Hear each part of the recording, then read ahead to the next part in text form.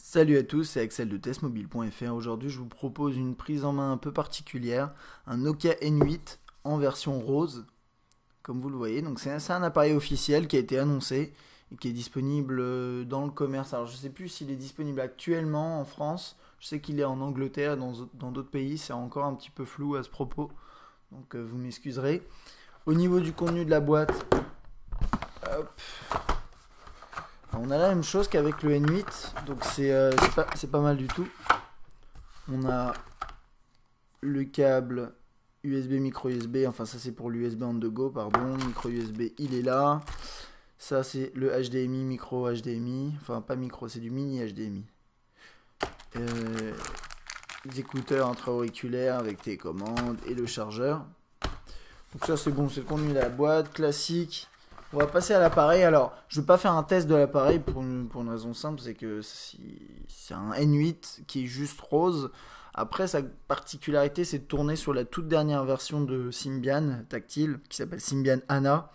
Et ça, je vous montrerai en plus en détail cet OS lors d'un comparatif en vidéo avec le Nokia N8 original. Donc d'ailleurs, en parlant de lui, je vais le mettre juste à côté pour que vous voyez. Donc rose et ici noir à côté. Donc on va faire un petit tour de l'appareil, mais vous verrez c'est pareil que le N8.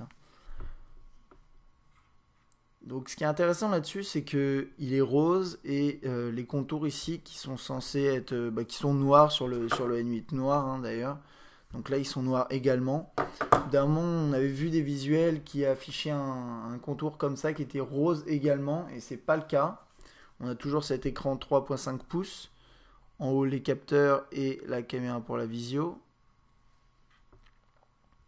En dessous, le bouton de menu qui est toujours aussi plat. J'ai l'impression qu'il l'est même un peu plus. Sur le côté droit, bouton de volume. Alors, contrairement au N8 classique, on n'a pas ce côté chromé. Donc, bon, c'est à savoir. Ça fait peut-être un petit peu moins joli, mais je sais pas. C'est une question de goût. Après, on a le bouton verrouiller, déverrouiller. Et le bouton d'appareil photo qui est toujours aussi bien.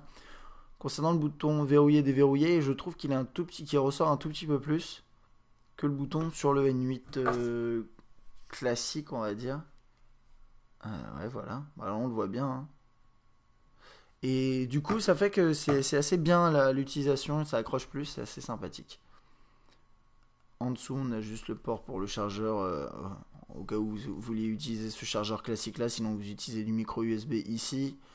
Les ports, enfin les caches pour le micro SD et la SIM. En haut, HDMI, jack 3.5 et bouton on-off. Et ensuite à l'arrière, donc toujours bien sûr en aluminium, hein, ils n'ont pas changé ça. On a le logo Nokia N-Series qui est comme ça, et alors qu'il était comme ça sur le N8 en noir. Et je trouve que c'est un petit peu dommage, j'aurais bien aimé que Nokia le mette un peu plus en relief. Bon, c'est pas dramatique, mais c'est vrai que c'est un peu dommage, là il ressort pas trop.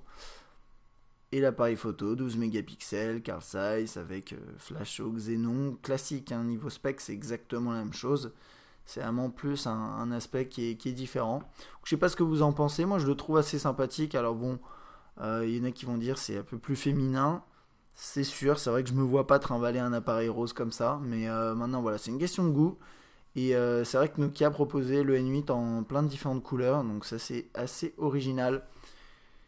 Et donc, si vous voulez avoir un aperçu de l'interface de cet appareil, je vais faire un comparatif avec le Nokia N8 dans une prochaine vidéo. A bientôt.